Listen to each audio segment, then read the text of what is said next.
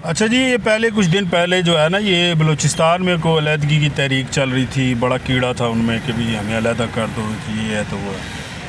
پھر اس کے بعد اب آزاد کشمیر میں کو پنگا اس طرح کا چل رہا ہے، زیادہ ڈیٹیل تو نہیں پتہ، لیکن سننے میں تو یہی آ رہا ہے کہ جی وہ کوئی ایشوز ہیں ان کے، وہ کہہ رہے ہیں جی 3 روپے کی بجلی بھی ان کو مہنگی لگ رہی ہے، ہمیں 48 کی مہنگی نہیں لگ رہی۔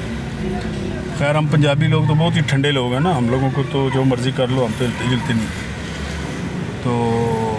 ان کو وہ 3 روپے کی بجلی بھی، ان کے اور کوئی ایشوز ہیں۔ آدھے سے زیادہ کشمیری جو ہیں، جو آزاد کشمیر کے ہیں، وہ انگلینڈ میں بیٹھے ہیں، ان کی جا کے کوٹھیاں دیکھو تو حیران رہ جاتے ہیں، سارا سال خالی رہتی اور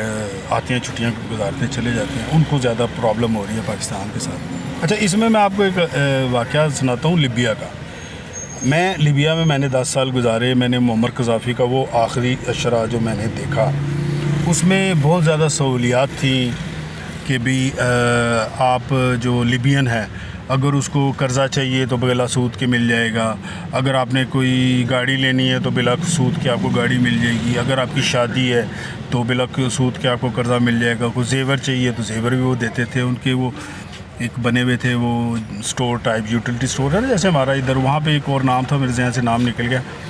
تو وہاں سے آپ کو بہت کم پرائز میں لیبینس کو جو ہے نا راشن بڑے کم پرائز میں ملا کرتا تھا، بلکہ وہ ایکسٹرا لا کے ہمیں بھی دے دیا کرتے تھے کہ یار یہ سستا مل رہا تو چلو آپ بھی یوز کریں، تو بہت سکھی تھے وہ۔ پھر ان میں چل اٹھی کہ ہو معمر قذافی نے یہ کر دیا جی، تو وہ کر دیا، تو پھر وہ بیرونی ملک کے جو ہاتھ تھے انہوں نے اندر کے غداروں کو پیسے جیسے کھلائے۔ خیر وہ ایک فضا بنی، اس فضا میں جناب انہوں نے کرنل قذافی کا مکو ٹھپ دیتا، یعنی کہ کرنل قذافی کو انہوں نے بانٹ پر لٹا کے گولیاں ماری۔ اچھا وہ تو مر گیا۔ اچھا وہ جب زندہ تھا نا، وہ تب بھی یہی کہتا تھا کہ تم لوگ، میں نہیں ہوں گا نا تو تم لوگ پچھتاؤ گے، تو وہ تو چلا گیا۔ پھر ایسی خانہ جنگی شروع ہوئی وہاں پہ، ایسی خانہ جنگی شروع ہوئی، کوئی ایئرپورٹ پہ قبضہ کر کے قبیلہ بیٹھا ہوا ہے کہ یہ ایئرپورٹ میرا ہے، اس کی جتنی آمدن ہے وہ میری ہے، کوئی شہر پہ قبضہ کر کے بیٹھا ہوا ہے، کوئی کسی پورٹ پہ قبضہ کر کے بیٹھا ہوا ہے، کوئی کسی علاقے پہ بارڈر لگائے ہوئے، اپنی ملیشیاز بنا لی لوگوں نے، قبائلز نے، فوج اپنی رنگ برنگی فوج ہے، اور مطلب ایسی افراتفری مچی کہ ایسی وہ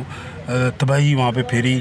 کہ وہ لیبیا میں وہ جو اسٹرینتھ تھی، جو $1 اور 1 دینار برابر ہوا کرتے تھے، اب $1 8 یا 10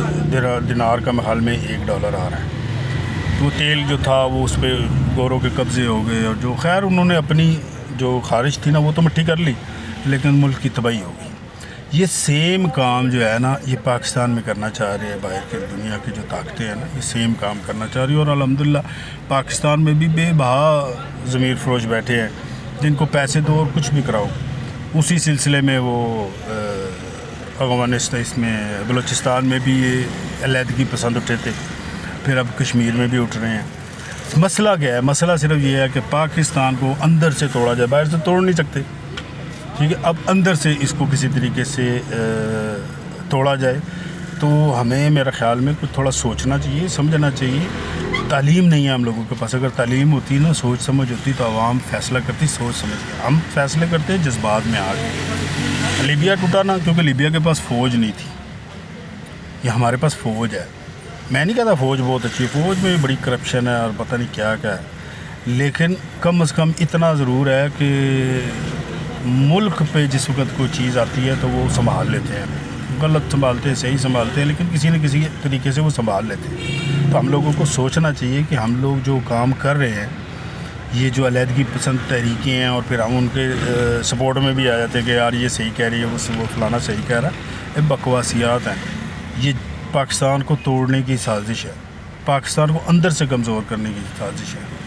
میرا تو یہی خیال ہے، بس آپ لوگوں کی کوئی رائے ہے تو ضرور بتانا۔